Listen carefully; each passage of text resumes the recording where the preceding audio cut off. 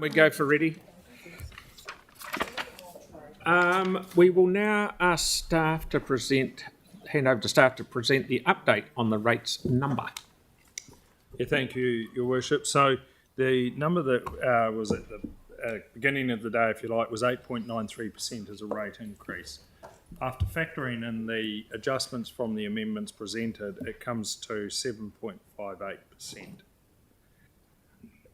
What we do note is that, so that's 20 for next year. The following year, it goes from essentially 8.99, so 9% to 10.4%. So it does push that out. Year 3 remains the same at 8.62. And the other sort of metric we note at this point is the balanced budget, which will unbalanced budget of 48 million goes down to 60 million, or up to 60 million, I suppose. So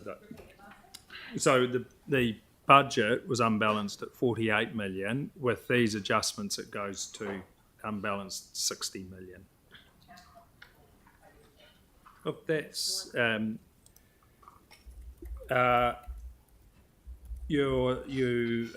how comfortable are we? We would, as from a purely financial point of view, we would prefer that it was balanced or closer to balanced, but we do recognise that there's a profile and a trajectory that gets us there, so that's satisfactory. Okay, thank you. How we would frame it, we're fine with that. Can you just clarify, does it mean we're unbalanced for more years, or is it too hard to tell now? No, it's 2 years. 3 years, but this third one's small.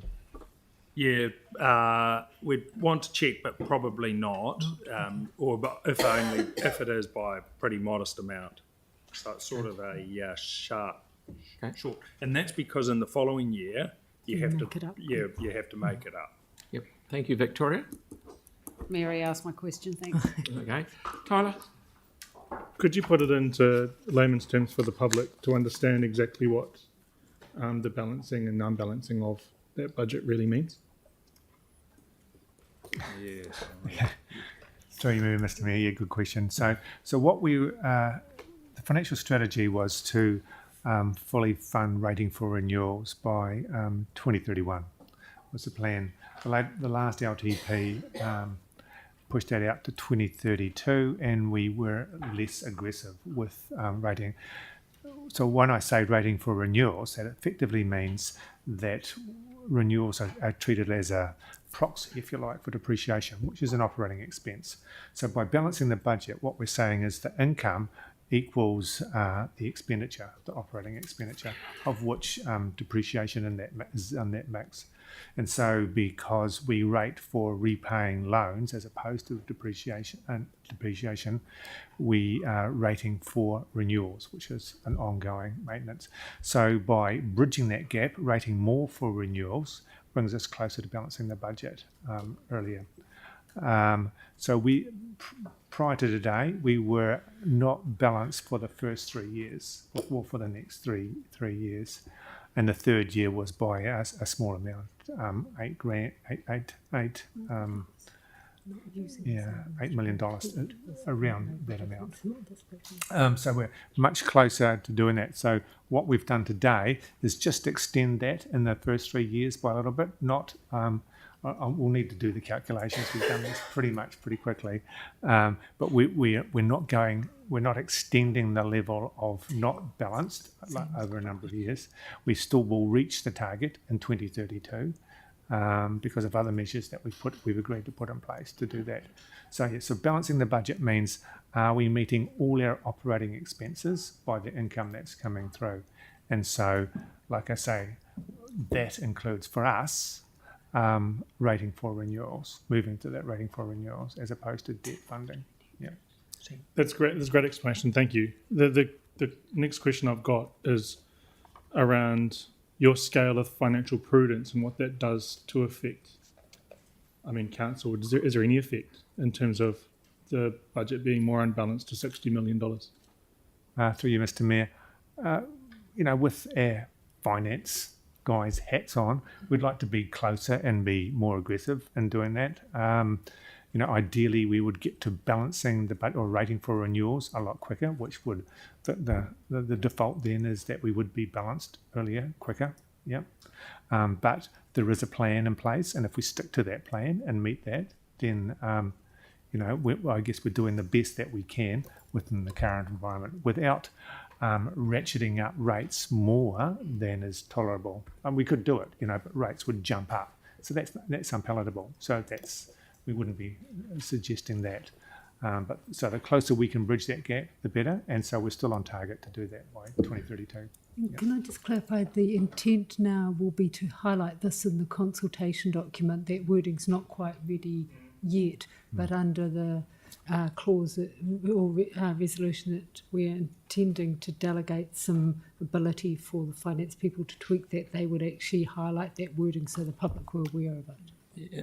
If I can, just to add a little bit, if you look at our financial strategy, it remains fundamentally as it was positioned. We've got a lot of headroom for borrowing. We maintain that headroom for borrowing and so on. So at its essence, it remains where it is. And so and we recognise the profile and that to come back to it. So I think there's some tweaking of it, but the strategy remains largely in place. We've arranged a bespoke Christchurch debt headroom, right, where it's a lot more. There's a lot more room in comparison to other local government agencies. Am I right? Yes. Through Mr. Mayor, yeah, it's fairly accurate. Yeah. Okay. Other councils will have struggling. Councils in a position where we do have quite a gap. Yeah, and is well above that gap that you've your self-imposed headroom. You're well above that, even so. So there's headroom, and then you've got capacity above your self-imposed headroom by quite a long way. That's right. Okay, thank you. Sarah, please. Thanks so much. Just two. While you say that there's that very narrow margin of 8 million in year 4 for the balancing of the budgets, you weren't quite sure about the impact of today's decisions on that. Will you let us know, during this process, what the impact is on that year 4, and if it does lead to us being unbalanced in that 4th year? Just once you've gone back and done all the numbers and the processing through stuff, and if so, would that go in the consultation document? Through you, Mr. Mayor, yeah, that would be our intent, would be to be as clear as we can in the consultation document, and it wouldn't be a one-year picture, it would be a multi-year picture of the impact. Yeah. That's good. And you said that you were comfortable-ish, and I think that was quite your word, if we stick to the plan and get ourselves back into that state of the financial strategy. However, past experience would lead me to believe that I think maybe the last 3 or 4 years we've deferred it because there's always some other priority. Is that right? Through you, Mr. Mayor, that's correct. Over the last couple of years, I've been here for 2.5 years, and each year there's been an adjustment to the plan in some manner to reduce the level in the following years, how much we are putting in. So like I say, if we stick to the plan that we have in place now and we reach our target by, like I said, it's been extended by a year to 2032, then that's financially prudent, but we just need to be disciplined and stick to that plan. Yeah, and to get to that now, how much of a steeper curve and steeper increase in rating for renewals will we need to see in those later years towards 2032? Through you, Mr. Mayor, well, we need to do the work. That'll come to us, right? Yeah. Yeah. Okay, thanks. Samuel? Yeah, thank you. I guess what I'm keen to understand, and appreciate you may not have the information today, is around the resolution we've passed around the capital program and the deliverability of it, which to my mind is going to have it's probably going to knock significantly off our projected capital budget as you work through that. How do you see that playing into the changes that have occurred in terms of the resolutions we've passed? So in my mind, there's potentially there could be 50, say 100 mil of capex which we're over budgeting. There may not be, but let's say there is. Will that sort of rate impact come back in for us to have a discussion around to potentially offset things like the balanced budget? Through you, Mr. Mayor, certainly there will be a rating impact. You reduce your capital program, And so it's not so much the program, it's the funding aspect of that, And so we were talking about those items that are debt funded, for sure. Debt goes down, interest goes down. So then we do have a gap. What will we do with that gap? Well, that automatically would be on reducing rates, but council could say, okay, well, if we keep the rate at that was for the remainder of the LTP, then you could use that as additional, if you like, funding for rating for renewals. It's one thing. There's a number of things you could do, but probably, there would be a number of things you could do. So I guess that's great, and thanks for explaining that really well. So that'll come back as part of the advice, which is, we've made some decisions today to help people now. Yep. But actually, some of the other decisions that will be worked through by the team might mean that we can use those levers to help offset some unintended consequences of what we've decided today. Well, yes, there's a number of things we've got to bring back, and then we'll have a fuller discussion with all the data. Yeah, fantastic. No, thank you. Okay, I'm keen to get on to debate. Aaron, then Vic. Yeah, just around because it could be confusing to some people watching around the changes to next year's percentage change. That changes because it doesn't go on this year, but when it goes on, it's compounding. So if it doesn't go on this year, it goes on next year. It's still the same thing. You don't pay it for another year, but it doesn't cost us any more in the long run, or does it cost us more in the long run?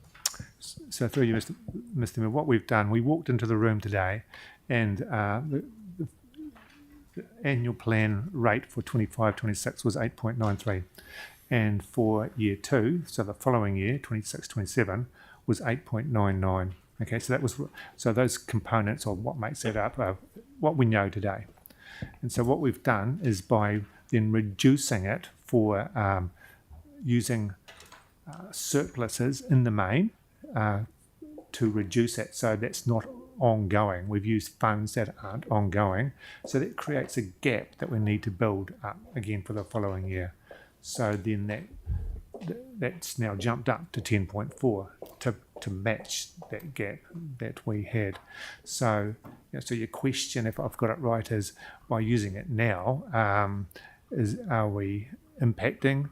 No, I guess people are getting the impact earlier than they would, but when they get a rates invoice for it's got 10.4% increase, they're probably going to forget that it was 7.38 the previous year. But you're saying the actual dollar amount. The 1.4 just moves, so they pay, they just start paying that extra 1.4 next year, just not this year. That is correct. Yeah. Yeah. So otherwise, the vote today is we either pay an extra 1.4% this year, or we do it next year. We're going to be doing it because that's our bills coming in the future. But there is no way around that. I guess there's a number of things we could use that as surplus for. And so today, council's decided that they'll use it for Councils in the past have tended to spend it all, but yeah. Or offset debt. Yeah. Spend it all, yeah. I'm really keen to get on to debate. Not adding extra programs saves money. Victoria, and Yanni's goes hand up. Thank you, gentlemen. Some chunky issues today. My question follows on from Councillor McDonald and Councillor Templeton in relation to the unbalanced budget and the reduction in the capital program. For clarity, please, if there is a reduction in the capital program, which results in a lower rates and less borrowing, will that have an impact on the trajectory to achieve a balanced budget? We're talking, through you, Mr. Mayor, we're talking, I guess, fairly holistically. And so what the big part of balancing the budget is where income meets your operating expenditure. And so the funding for renewals is part of that operating expenditure. So we've got a lot of renewal expenditure that we need to catch up with and move that from debt funded to rate funded. If we change the capital program, depends how we're changing it, and if there's an impact on renewal expenditure in the future, then that might have an impact. But it usually it isn't on renewal expenditure. Usually it's the other things. Usually we're focused on looking after what we've got, which generally is renewal expenditure. So yeah, and until we do the work, council, it's pretty hard to explain it fully. Thank you. Yep. And Yanni, please, and then we'll. Yeah, is now the chance that we ask questions about the consultation document? When do we do that? That's next. If Right you about look, now. if you look on, this. So now, thank you. That's a good So question. just in terms of the timing on some of the budgets, is it? Oh, I mean, I guess I'll just wait for The CD one. Yeah. the CD. It's just that I was just trying to understand the years if we're able to get the change information. Ask it then. Yeah. Okay. So now up to part 20, the draft annual plan main debate. It's on the whole shoot and match. So who would like to kick off, please? I don't believe it. I'll just close it. Righto, okay. So I will put that, that's Rec 4. We're now. Damn. Melanie. Who was down there? Heaven? We've now reached a point of a more unbalanced budget than we started with, and that means our income will not be enough to meet our expenses next year. It does mean we can decrease our rates in an election year, knowing full well that the following year we need to ask the public to pay that back with a rates increase of more than 10%. In my view, that's poor leadership, poor financial management, and essentially we're misleading the public. As such, I won't be able to support the draft AP. You voted for them. Yanni, please. But you voted for all the Thank you. ones. Yeah, I just wanted to start with a few quotes because what we're doing in this draft annual plan is we're putting in a whole bunch of money for someone else, basically. And, if you look at some of the issues that we're confronted with in terms of trying to keep costs under control, what we've done is effectively give KiwiRail a golden choo-choo to spend a lot of money on their projects. And some of the quotes that have been in the media, a way for an underfunded KiwiRail to upgrade its outdated systems at ratepayer expense. We were told that any decision on funding will sit with the mayor and councillors, but when some of us tried to move amendments today, we're told that they're out of order. So I'm just wondering, who actually gets to make the decisions about the funding that goes towards KiwiRail and at the expense of crossings that they're forcing us to do as a city.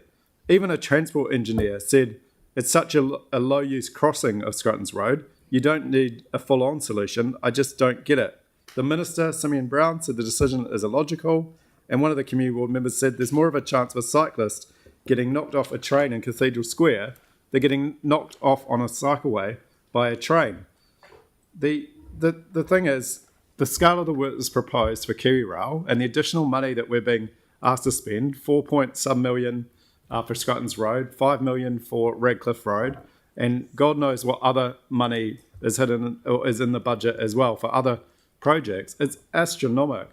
And I can't support this plan doing that. We should hold firm on the budget that we currently have for KiwiRail until the negotiations are finished. Some of my colleagues were concerned that I was proposing amendments that would take money off one ward into another. Can I remind councillors that the money that's being taken to go towards Scrutton's Road is actually coming from a cycleway that goes through my area, my ward. And instead of having that money go back into the Bromley community, where we've had fatalities, where we've had people killed in crashes, you're putting it into a crossing for a few people a day at huge expense. More money going into a single crossing for a few people a day than an entire neighbourhood. That is a decision that we have made today, and I can't support this plan. There's a whole bunch of other costs in here, and I do hope the consultation document will call out the massive increases on some of our projects, because a lot of the increases in transport are not mentioned. There is some good things in here, and I do applaud the staff for the work that they've done. But fundamentally, I think our priorities are wrong. Our priorities should be going to invest in the east, into communities like Bromley, which have borne the brunt of bad decisions that previous councils have made around things like the organics plant and the lack of urgency around the wastewater treatment plant. And it's a real shame that we don't see the value in investing in that community, given the harm that we've caused over time. So I won't be supporting this today. I don't believe the priorities are right. Okey-doke. Any? Sarah, then Pauline. Kia ora. There are things to like about this annual plan, and a couple of them are the terms of reference for the adaptation fund. So we agreed in the long-term plan to set up an intergenerational adaptation fund so we can help with the costs of adapting to sea level rise over time, ease the burden on future generations. And I'm really glad that the terms of reference will be going out with the annual plan to enable people to have their say on how that is used. Also pleased to see that the resolution I put up in the long-term plan for additional funding on water renewals for our water mains and sub-mains is there now. So there's an extra $10 million to renew our water pipes, and that funding is ongoing in future years as well. So we can start working towards getting on top of those leaking, creaking pipes that we've got. Also really pleased to get an amendment through just getting advice on a voting transparency tool. As it's been mentioned, another council in the country has recently done that. It does involve a bit of work. It means that people have to push buttons probably to make sure their vote's recorded every time rather than having divisions.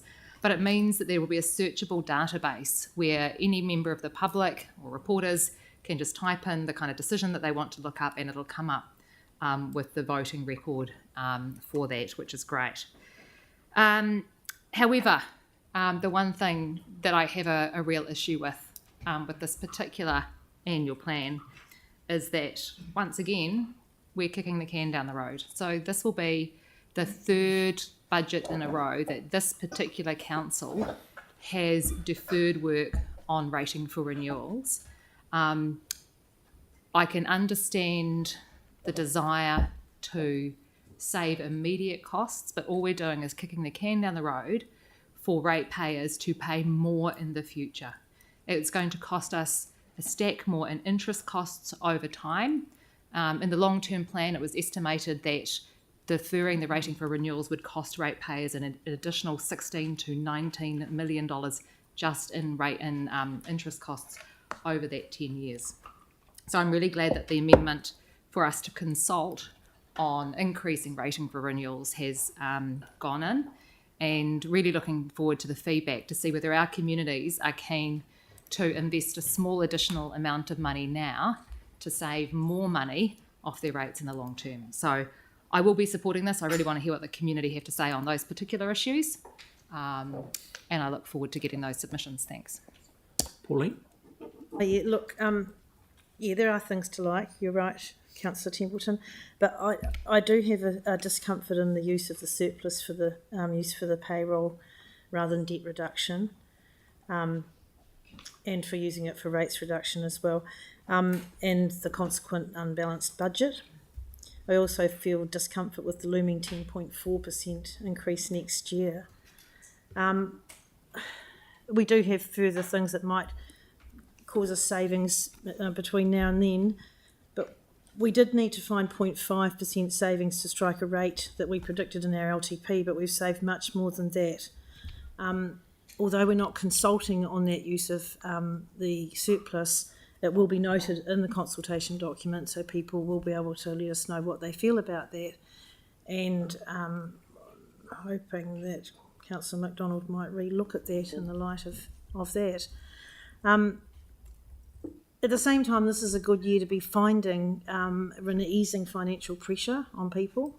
The economy might be in a different space next year, but we don't really know. We all want to keep rates increases as low as we can, but we also do need to deliver. But all in all, at the moment we've done really well considering the unexpected external costs that we're having to pass on to ratepayers. We can't just soak it all up. The government levy for the water regulation, the district plan costs, the BURL giving us the increased inflation figure that we had to build in, additional Three Waters maintenance charges, and there's more. So, look, I'm not going to rabbit on. We all want to get on with this. So it's going out for consultation. Let's see what the response is. And so on that, I will vote for it today to go out for consultation. Thank you. Tyrone? I will support it as well. This is really the rock and the hard place plan for me. We're pretty much squished between the things government makes us do and the hard place of the global environment of high interest rates and supply chain shenanigans, which we get hit by all the time, and the weight of having to carry the earthquake anchor projects to their conclusion and the stadium in particular. which is really driving up rates. What is clear is that nobody's rates are going up because nobody made a street better for humans, and no amount of tinkering we do there is going to change a damn thing in terms of rate rises. That said, I do fundamentally believe that we are in an endless bow wave of capital demand, and not the cool kind of endless wave that I could jump on in my mini Mel. What we need to address, we need to make more deliberate choices about what we build and make around our city. We have to. We don't actually have a choice. I appreciate having the opportunity to work with Councillor Henstock, Kia ora Victoria, on addressing that. I think I've got a shared mind on that because I really want us to be in control of our demand pipeline, and that is, I'm sorry to say, also having a proper conversation about renewals, and it's going to be an ugly conversation. Now, just quickly, heads up for the Te Waka Littleton Museum. So Littleton and Banks Peninsula are the place to be. Everyone knows that. Every weekend, every day, we've got visitors galore. They're wandering around enjoying our brilliant bars and cafes and quirky shops. Not just cruise passengers, just people from all over the world. I even met Miriam Margulies in Littleton one day. That was a fun day. What is missing, though, is a focal point. So since the earthquake, we haven't had a single building restored or rebuilt because of restrictions, regulations and whatever in Littleton on the main street there. We've got to do something. And we've got a government that wants growth, baby growth, and wants to drive that through tourism. Brilliant, I say. It's imperative that we improve the offering we have for Littleton and that we have for Banks Peninsula and that we have for Christchurch. And we've got the opportunity to create a world-class and yet local museum to showcase the best of all of us and our heritage and legacy and make our city even more desirable and attractive than it is, which is very desirable and attractive. I look forward to the consultation period to hear what our constituents have to say about it. Cheers. Mark, please. Thank you. I think we've done rather well as a council today. People out there are hurting. So for us to actually try and relieve some of that hurt by getting the quantum of the rates rise down to what we have got to is, I think, going to be better received than what we started with today. Yes, the unbalanced budget is a concern, but that's something for us as a council going forward to continue to work on. And I do like the idea that we've got some good consultation going out and some good questions being asked. So looking forward to seeing what the public can come back to us and tell us through this consultation. One of the things I'd like to highlight that's going to go out with that consultation is the Air Force Museum grant that's being consulted on. The value that Air Force Museum brings to our city is quite amazing compared to what the council pays to run it, because we don't pay anything to run it. It's free to the council. So the fact that we get a great tourist destination at no cost to the city is absolutely fantastic. And we need to keep that in mind as we go out for this consultation regarding that grant that they've asked for to house their recently retired aircraft. And watch the space over the coming weeks. We may see one of those aircraft landing on what's left of the airstrip there. So it should be quite an event. And hopefully we can get some good feedback around that and support the Air Force Museum for the treasure it is in our community. It's helped us really well since the earthquakes, and to show them some support going forward, I think is the least we can do as a city. Otherwise, really pleased with where we've landed. Hopefully we can continue to work well as a council together over the coming months, and looking forward to seeing what people come back to us with the consultation. Thank you. Kelly, please. Thank you, Mr. Mayor. Look, I think it's been a good process today. There's been lots of agreement around the table about a lot of things. The single biggest issue that the people of Burwood talk to me about is the constant rates increases. It's something that bothers them. Yes, we have lots of challenges and will have into the future. We all come to work to solve problems. That's why we're here.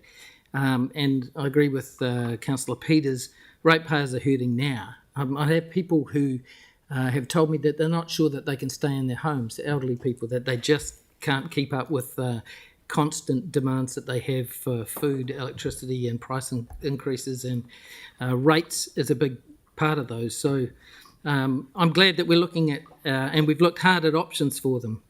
So today we had an opportunity to reduce the rates burden for people, and you either take that opportunity or you don't. Within the constraints that we have, and we have a lot of constraints, we took it, and I'm really pleased that we did that. I think it shows a lack of imagination to think that we can't make changes in the future. Next year's another year. Let's deal with the problems of next year. But at the moment, our ratepayers are suffering, and I think that this will do a lot to help them. The last thing I'd probably say is that, what business do you know that would continue to put up their charges year on year, 9%, 8%, 7%, and would you continue to go to that business? Well, people don't have a choice.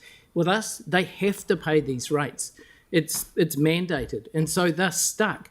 And the least we can do is just take a little bit of time to work a little bit harder to try and reduce that burden for them. So I'm pleased with where we're going here, and it tells me that something is not right and that we need to look very hard at our commitments. And hopefully this is the first step in us looking a lot harder at what we do over the next few years to make a real difference in the lives of the people that we're actually working for. Cheers. Tyler? I understand the sentiment of my colleagues from around the table, but I just can't help but think in the top of my head that we're just robbing from tomorrow. And too many times we've seen that where we've had sustainable gradual increases in rates or a plateauing of the rates sitting at around 8 to 6%. And just today just really turned me off thinking about next year. Because, it is an election year, and I knew that there needed to be some things that needed to be put in to say, hey, we've brought it down to 5.5%, 6.5%. It's great, fantastic. But you're not going to tell them that next year they're going to be looking at a 10% rates rise. It doesn't matter whether it's going to be a little less here and a little more tomorrow, because we know that tomorrow is going to be more expensive. And what we've done is we've just added to that snowball effect of not only will you have inflationary rates in FY26, you're also going to be handling a 10% rates rise, of which we all at this table know you're not going to bring it down more than 2.5%. There's no way. We haven't done that in God knows how many years. I haven't seen it in my 3 years here. So I'm really excited to see what kind of imagination my colleagues come up with in terms of bringing it down to under 8% if we're pushing it up so much next year. The lack of intergenerational focus, the kicking the can down the road, we're always just going to be another council, just like everyone else, that tries to do the same for the next resident that's going to come in. Lastly, rating for renewals is actually a really sound, prudent approach from a lot of staff in terms of the way that they proposed it a year and a half ago. And I thought that was really, really pragmatic in the way that we're able to plateau the rates rise instead of actually having to go down and then go up, go down and go up. This is residents we're talking about, and they're going to see a massive rates rise in their bill next year. But hey, some of us might not be here, some of us might. We never know. And there were a couple of parts of the amendments that I put in around the cost for consultants, and this may be just perception from me as a councillor, but I do recall that there were times in regulation and compliance, traffic, all of these different consultants we're paying money to when we could actually potentially be doing it in-house on a fixed term basis, which will save a lot of money. The other thing I wanted to think about was looking at implementing either AI or just surveillance cameras in arterial routes in lieu of the traffic calming measures or platforms that are talked about and really highly disdained by many of the public. And it was just some advice, and I'm really looking forward to seeing that come back. But I'm not sure if I can support the draft annual plan going forward. Kia ora. Okay, Jake, please. Thank you. Something Mark said made me think in terms of, people are hurting right now, but people don't live for a single year. They live for decades, and a city is intergenerational, and we always have to be cognizant of that. I too share a lot of concern about, let's be honest, we haven't made any true savings today. The only saving we've made is ask Mary to go away and come up with some savings, which isn't really a saving, it's just asking Mary to do something. So we need to be. I'm glad we're passing on a headline rate figure that is less than what was reported in the paper this morning. But year after year, and even in this term of council, 2 years now, we've had debates about subvention funding, operating surpluses, and ratings for renewals. All of it is the same thing. It's just borrowing and not adjusting your income levels. And I think that fine, we're doing it this year, but at a certain point, we've had most of those debates we've had, we've taken the convenient option in that given year, and at a certain point, we are going to have one of these years where we don't take so many of those convenient options. But that being said, I've enjoyed today. It's been collegial. I'm glad we've passed on a moderate figure. I feel like we've all agreed on lots of things, and I'm glad we're going to be having a public conversation about rating for renewals. So with that said, it's a pretty high threshold for me to vote against a budget. Call me old-fashioned. I just think you probably should have one. So I will be supporting the budget today, particularly as it's just to go out to consult. So looking forward to what people have to say. Tim, please. Thank you. I'm going to support this today. I hear constantly from around this table about the cost of living crisis, etc., etc. And I'm kind of stunned because we're the ones making the decisions. This is a decision to go out to our ratepayers. So I'm just wondering if you will listen to what they say, because those cost increases are voted on around this table. So you've only got to listen to the community. So I'm really looking forward to that. And in business, I was given some really good advice. Watch the crumbs, because the crumbs make up a slice of bread, and the bread and butter feeds your family. And I think that actually has been forgotten about around this table.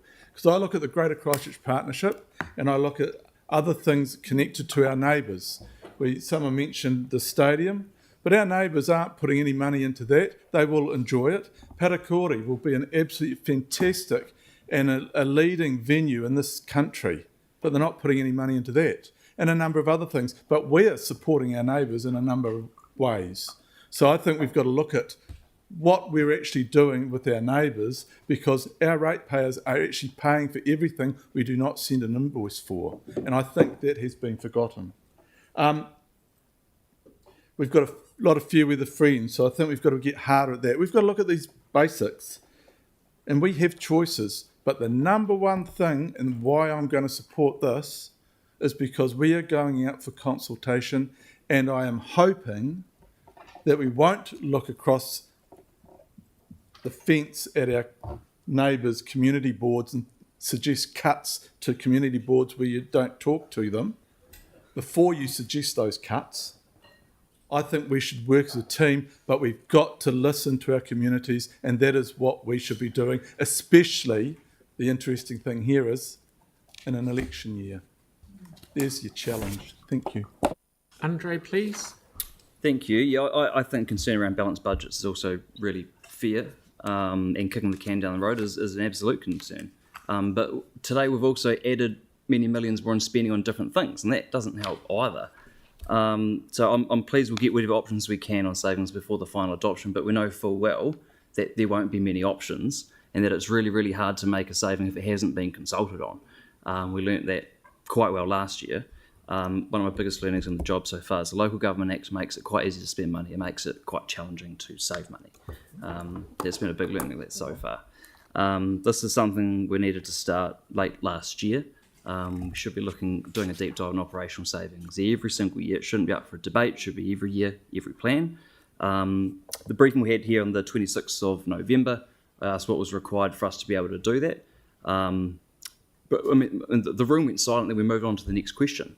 We didn't proceed with that, and I'm still at a loss as to why. And yes, I'm referring to savings that don't trigger a long-term plan. There are options, staff have told us there are, but we haven't asked for them to be investigated. I'm puzzled on why we can't ask the public about what we're doing with money received from the Cathedral targeted rate. My amendment was within order in December, it was within order this morning, it's not within order this afternoon. I don't understand why that is. What has been mentioned is an agreement on the funds. You also need agreement with the people who pay the funds. You need to check in with the ratepayers who've paid the money. That's who you also need agreement from. So that's sort of been forgotten here. You need agreement all around. You can't pick and choose who you've got agreement with. I agree with Councillor Hanson that we shouldn't be paying for KiwiRail's outdated infrastructure. I agree wholeheartedly. And I think we should be telling them to get stuffed and that we should take a risk. If we don't take risks, we never get results, right? You bend over and take it, it'll just keep happening forever. So this council standing up for itself now, I think, is a positive. The minister's involved. I think there's movement on this issue now. But if you just sit around saying nothing will ever happen.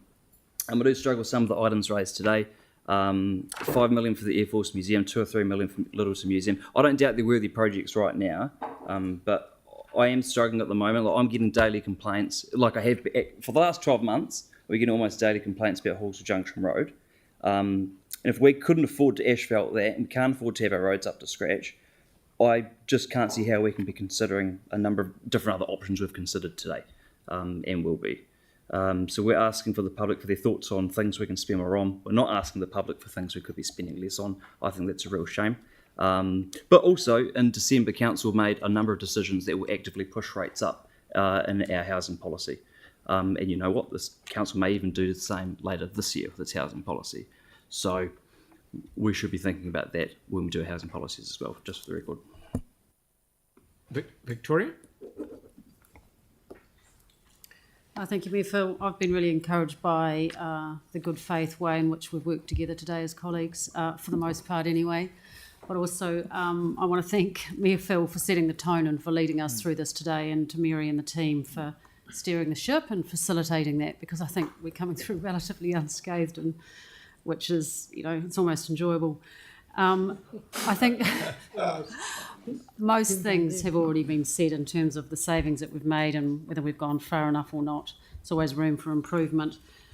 Delivery of the capital program is really the major concern for me, so I'm just going to concentrate my comments in relation to that. Really pleased the amendment passed, and I remain hopeful that the capital program will be adjusted as a result of that. We've got a really long history of underperforming on our capital program, and when this happens, we have carry forwards, and we have them year on year on year, which means that we end up with a perfect storm. And quite frankly, it's a perfect storm that's perfectly avoidable if only we were to set achievable capital programs. And saying that, I accept that there are many variables as to why we can't deliver. But the fact remains we don't deliver, and we can't deliver. What underpins my concerns about the capital program is that we are rating for works that aren't going to be done, or have a very slim chance of being done. And let's be clear about what that actually means for our ratepayers. What that means is that we are taking money from our residents that we're not going to spend. And my preference is that we're actually keeping that money in the residents' bank accounts. We've heard a lot about the difficulties that people are having balancing their own budgets. Very few households that I know that have a balanced budget at the moment. So as uncomfortable as it is, we just got to lean into that and work our way through it. So in closing, acknowledge we've made some reductions, and I remain hopeful that we'll be seeing more before we get to the end of this process. And I will be supporting this going out for consultation, and looking forward to hearing what the public have got to say. Thank you. Okay, Aaron? I just want to quickly touch on 4 things that haven't been touched on. One is a follow-on from Andre's point he raised around us saving money. I'm hoping in the Mayor's introduction that he invites the public to tell us how they don't want us to save money. Starting along the lines of, like many councils across the country, we were staring down a rates rise of around 20%, and we've done the work, the staff have done the work over a year to get it down to 7.5%. But tell us how to go further. So invite the public to come in and engage in that. I like the model of the voting record. I think that's going to be hilarious if that comes about, because so many times, Yanni's is easy, I can tell you that now. People often say, who the bloody hell voted for that? That woke nonsense. So they'll be able to look it up. And it'll be there in plain daylight. So careful what you wish for, some of the people around the table. But the sooner that comes in, the better. Yeah. Then I want to touch on 2 other things. One is the what we spend the money on, and then how we spend the money. And I'm very much looking forward to, I'm counting down, so it must be 12 days to go until the first meeting of the Infrastructure Working Group, because we must find ways of delivering our infrastructure a lot cheaper. It's upon every council, every government department in this country to find ways to deliver that infrastructure cheaper. And I will die in a ditch over that to find ways. No stone will be unturned to get there, because people tell us what they want. It's our job to deliver that, and it's the how that's costing us. And delivery of infrastructure for councils and government departments has got more and more and more expensive. And we have to find ways to, it's not just cutting costs, you've got to find ways to deliver it smarter and more affordable. The other one is the term the final thing is the term intergenerational equity, which when you look it up, it seems to be a political term, but it's one that I struggle with. This city's 175 years old this year, and the 175 years ago, the equity to be passed on from the people that were here then to, the formation of the city, there was people before that shared the city differently, but from the structural format of a city, there were zero assets.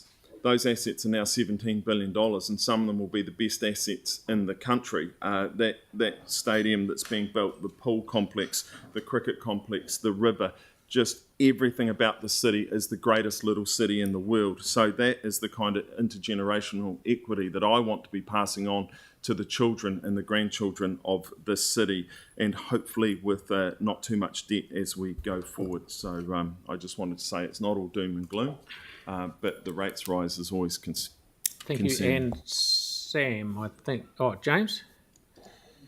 Look, all this is about today is, will we consult with our community? So I don't think we can talk about a whole host of different issues, but that's the crux of it. And I think there's been a lot made about the carry forwards in this debate, and I really don't share the view that carrying forward surplus is robbing from tomorrow. No one has that crystal ball, but the trend in the environment that we're in suggests that the cost of borrowing is going to be cheaper in 1 year's time than it is now.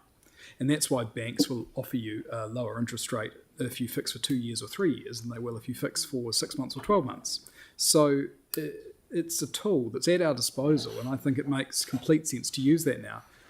What it will do is place far greater pressure on the council for financial rigour and discipline in a year's time. And I think that is nothing but a good thing.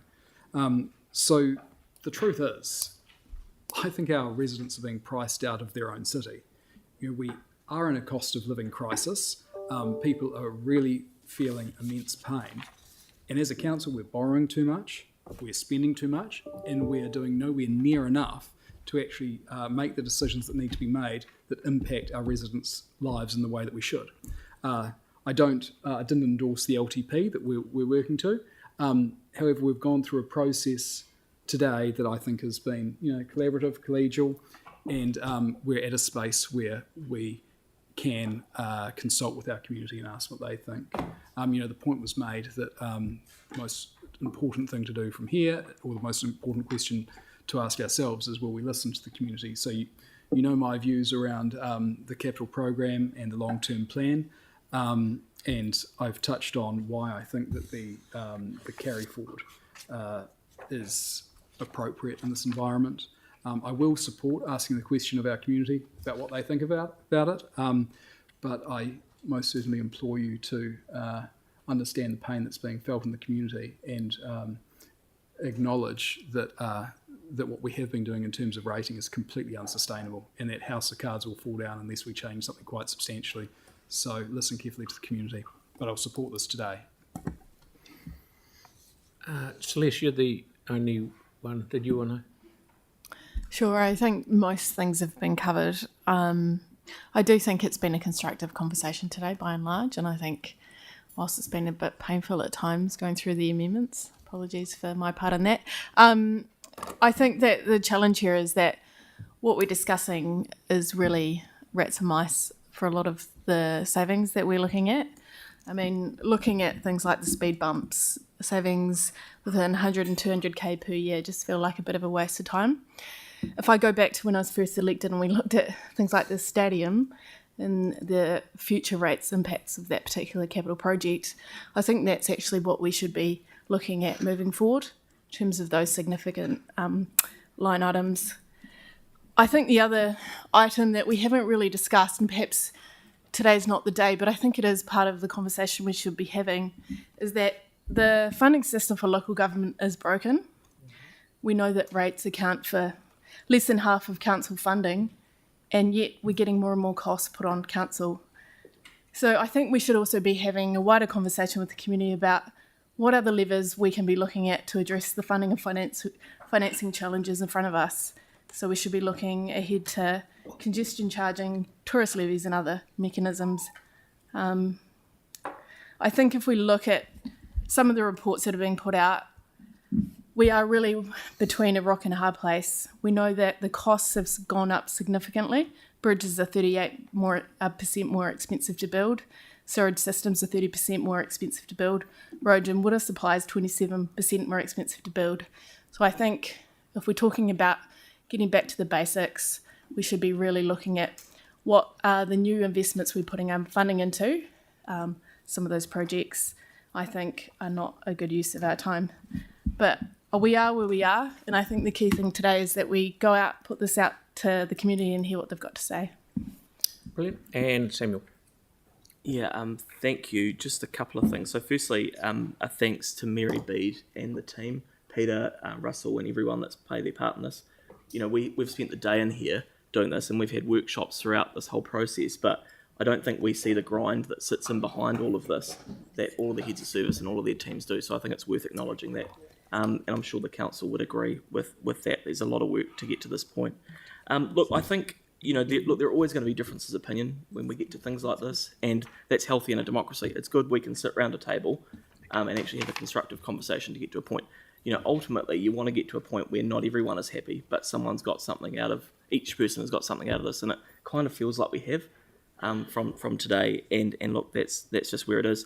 I mean, I do agree with Victoria. You know, in my view, there isn't a household in the city at the moment that has a balanced budget, and we should remember that as well. There is a massive amount of pressure on people, and I just think that, you know, and if people do, that's great, but I must be operating in a different environment where there is a lot of pressure on a lot of people. You know, so the reality of that is we should always be cognizant of the pressures we're putting onto people. That being said, we need to continue to deliver for the city, and you know, it's always funny over those sort of Christmas breaks where you've got a lot of time to think. And, you know, it's not for this annual plan, but looking ahead, in my view, if you take central government and the funding that comes from it, actually, in my view, the most efficient way they could deliver infrastructure properly across the country would be to empower councils.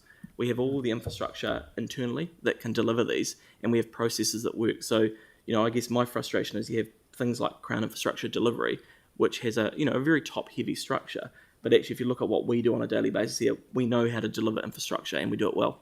And that's why I was so pleased that Tyrone and Victoria were able to work together to get to a point where the capital program will be reduced, but that will not impact levels of service. And I think the team have talked about that today because we're only putting on budget what we've delivered.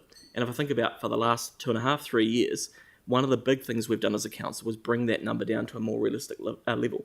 I think at one point it was 800 million a year, and that was before you factored into Kaha. So, you know, we've consistently got more accurate so that we can give more confidence to the communities. I guess just the other couple of things, Kiwi Rail, and look, I agree, and I love, you know, jumping onto things that we can kick, you know, particularly in election years. But actually, if you take the advice we got in PX, you know, actually, the money that's sitting on budget doesn't mean it will be spent. What the team have said is that they can work constructively with Kiwi Rail to get to a point, but if it isn't spent, then it will be returned. But what we're going to do is try and get a more suitable outcome. I don't want to spend $7 million out there. I think it's a complete waste of money. But that's not what the team told us in Public Excluded, that they're working through it with Kiwi Rail, and they'll get to a point where we don't have to do that. Look, the other thing is around the cathedral, and, you know, it's a technical thing, but, you know, the reality is we're in an environment where previous councils, and it was certainly before my time, have committed to the people of Christchurch that they would rate for a pool of money. We're stopping that now, and the interest will continue to build up. Oh, that's all right, Jake. I'll go for hours if I want.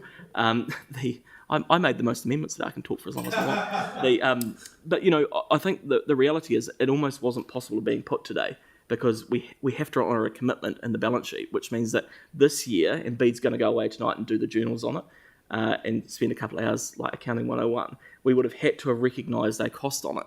So, while it might have said actually 0.65 was this year, potentially the advice just needs to be updated because that was not possible being put. Otherwise, I think that would have been a really worthy conversation to have today.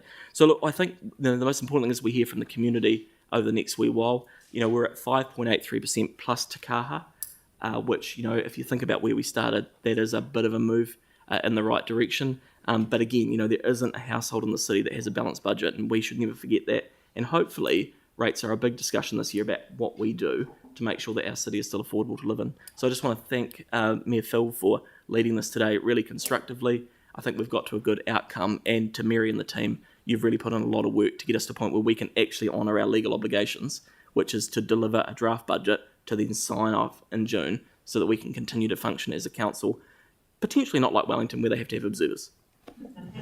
Right. I will now put recommendation 4A to 4L. It's already been moved and seconded by Pauline and myself. That's a substantive that we're voting on, just to be clear. Can councillors clearly indicate if they want votes for or against or abstentions recorded? And we can take divisions if we want to. So I will put item 21, recommendation 4. All those in favour? Aye. Against? Right, hands up. I'll do division, shall I? No. So those are division.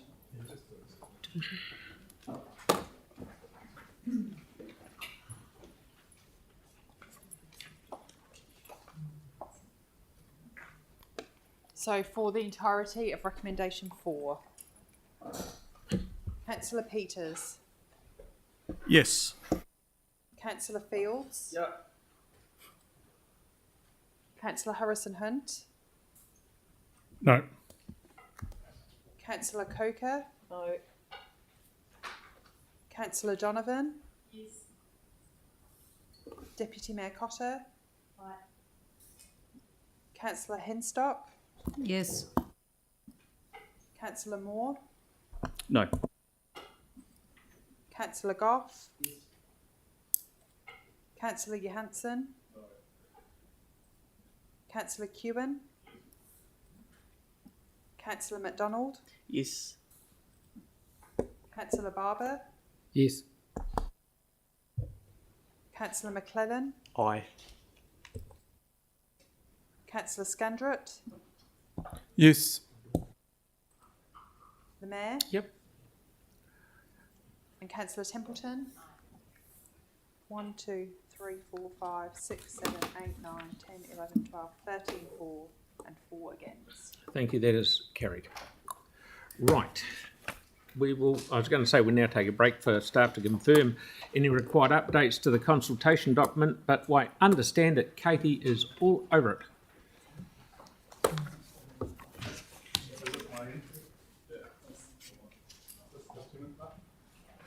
But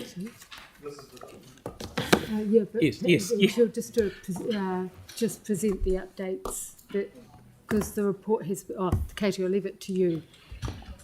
But,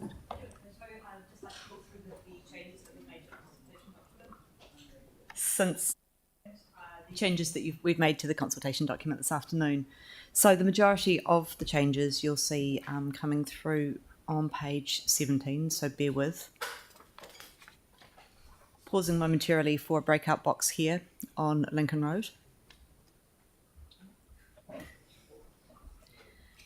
We're getting there. Speed reading.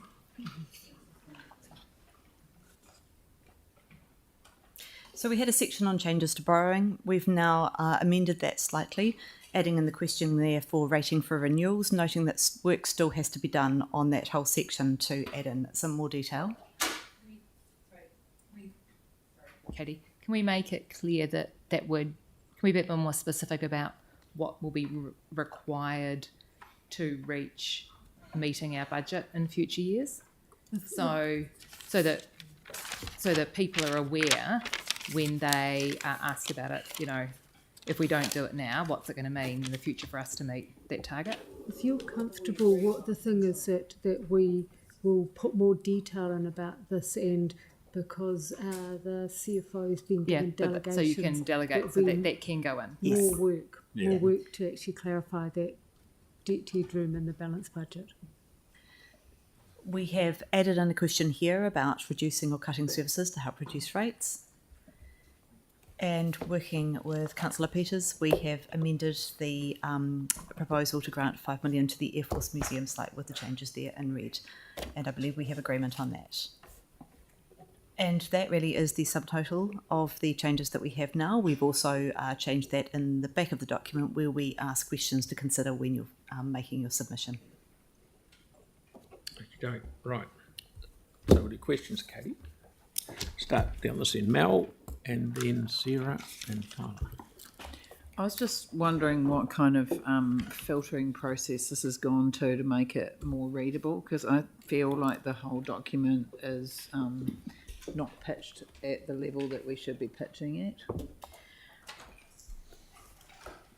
I'm working with what I've got here, and it's not an easy conversation to have. So we have the consultation document, and then sitting alongside this, we can also have a sort of like our usual A3 folder to A4, which has the kind of like the highlights and how to have your say. And we'll be relying on that as a sort of like a simplified version, I guess, of the key points of this consultation.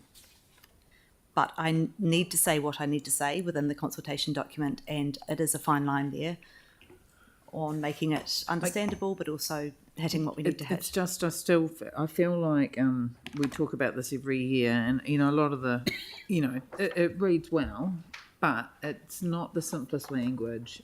It could be simplified a lot more, and if it went through a filter of the ordinary citizen or young people or someone who's not anything related to this building, it would probably be a lot better.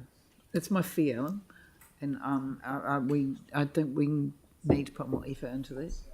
We have, in all honesty, did run it through AI and say simplify the language. Did run it through AI, different sections of it, saying please simplify the language, and it did change it quite a reasonable amount, but we could do that again. Okay, thanks, Mel. Sarah? Thanks. It just wasn't easy to see when you showed the box on the screen with the new red words on the savings to be made. Certainly, just one moment.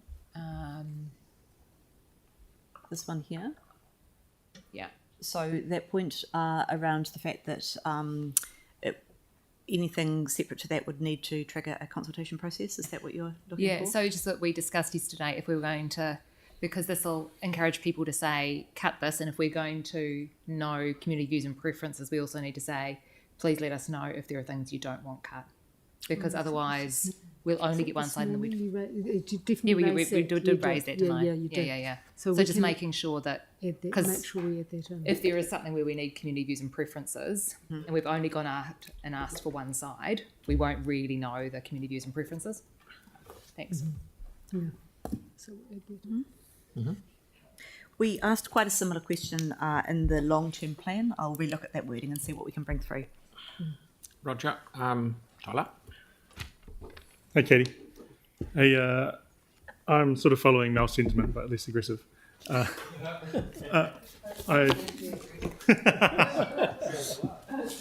having you on. I'm just trying to find alternatives in terms of being able to engage with particularly our younger generation in consulting. And I know the consultation document, there's things that you have to do under the LGA, etc., right?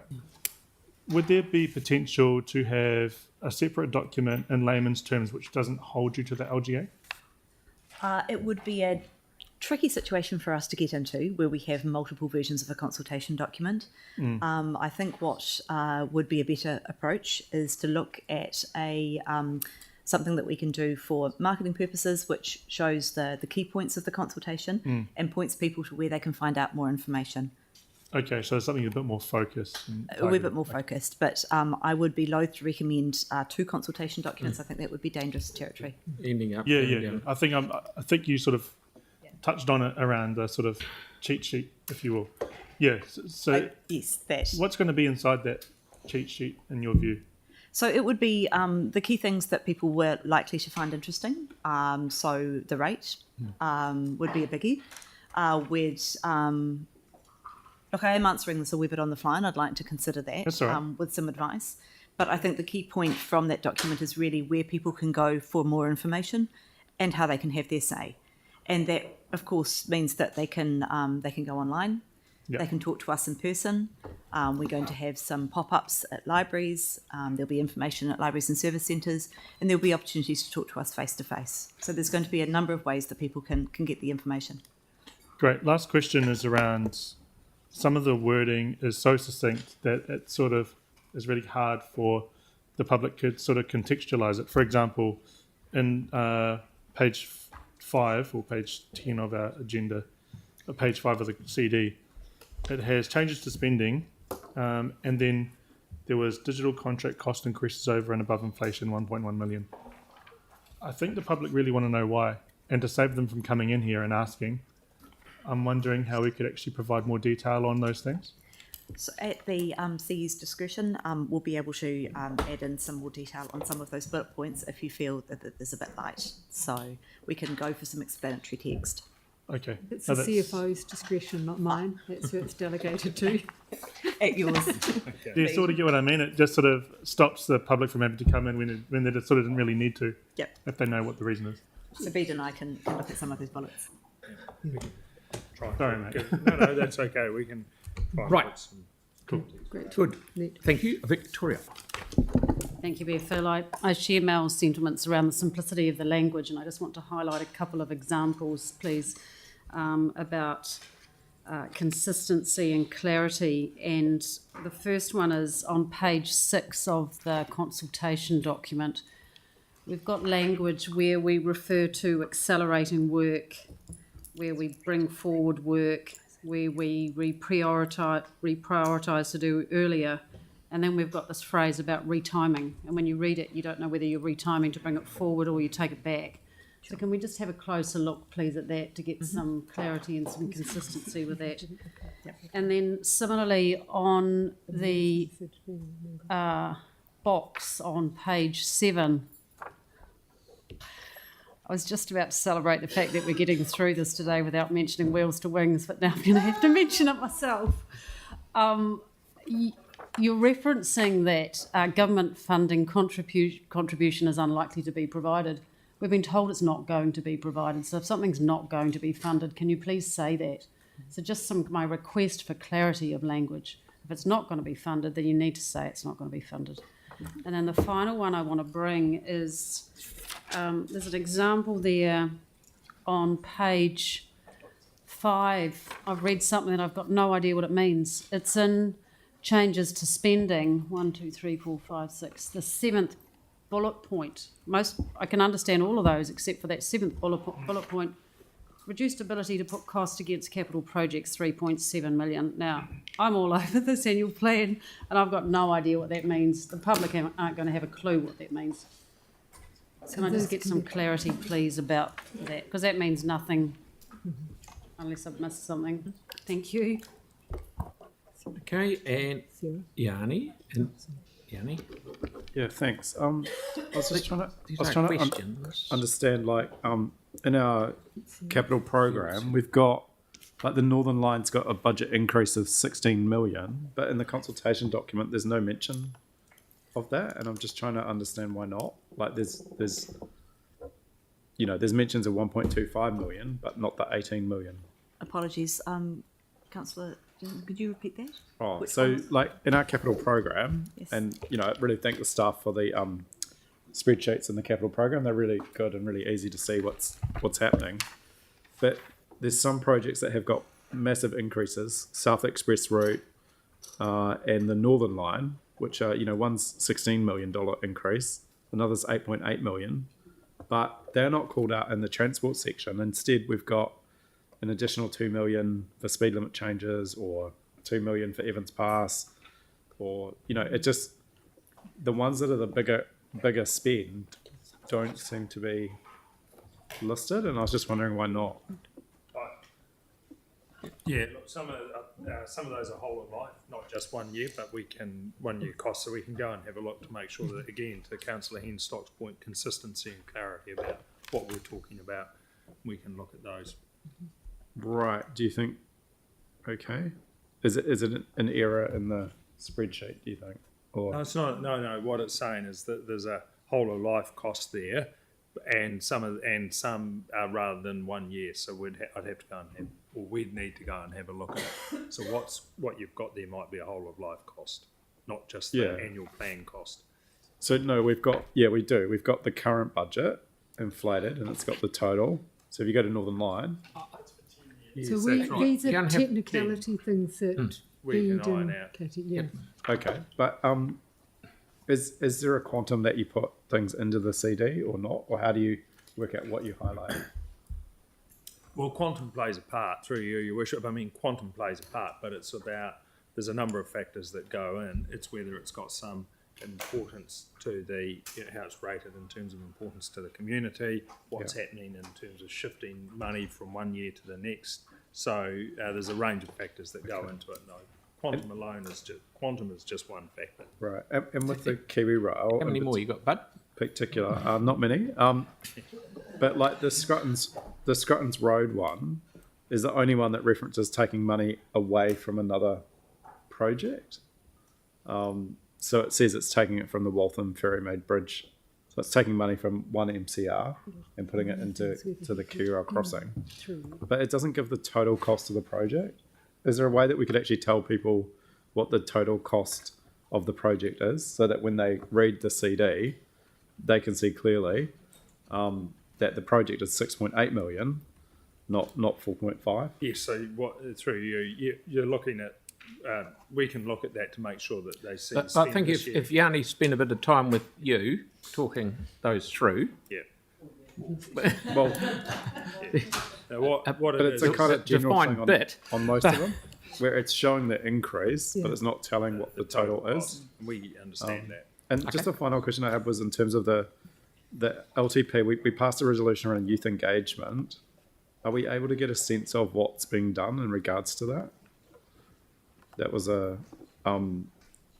council resolution. The council requests staff to work with the youth portfolio holder to prioritise youth engagement opportunities ahead of the FY 25-26 annual plan. So I'm just kind of trying to understand how young people have been involved, or what the plan is going forward. Okay, thanks, mate. Andre, and then Sarah. Thank you. Consultation 28th February for 4 weeks. Have we got that right? Yes, that's correct. And the hearings April or May? I'm sorry if there's still a May in there. It should be April. So hearings will definitely be April. I believe that's true, yes. That's the plan. Yes. Cool. Okay, cool. Because they've been brought forward a month They from have, what you have. Nice one. So that sort of leaves an extra month compared to what we've usually got for plans, because we're still adopting it at the end of June. Correct. That's still correct? Yep. Yes. So that just allows an extra month. That's been intentional to allow more time for bits and bobs. There's one or two other things on. Cool. Yeah. And there's other consultations going Gotcha. on as well. Nice one. Thank you. A lot on our plate. And Sarah, please, and then we'll move it.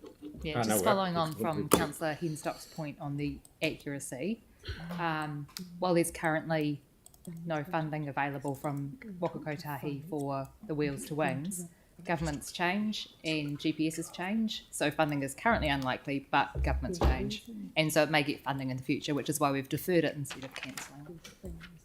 Okay. Right, I'm moving recommendation 5, and Pauline is seconding it. That's just to approve the updated consultation document.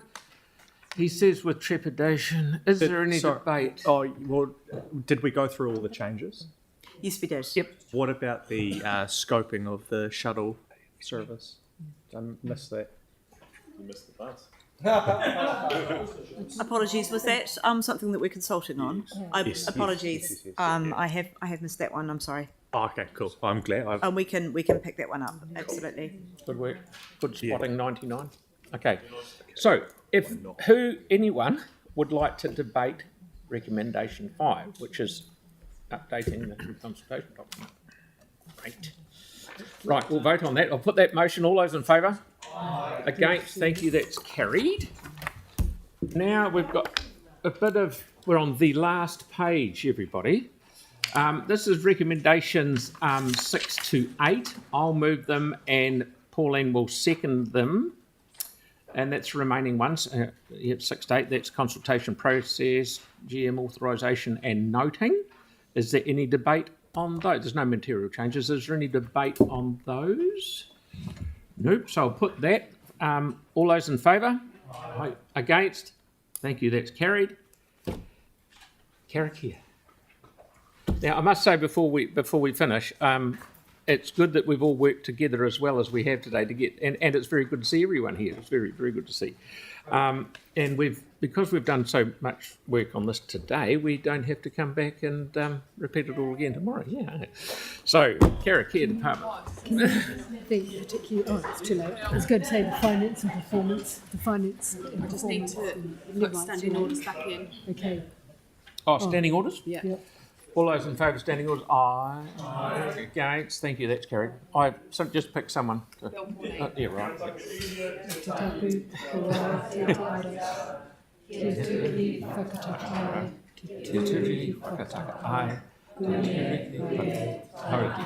Thank you very, very much. Before everybody goes, can I just particularly acknowledge the finance team and the performance team? Absolutely. And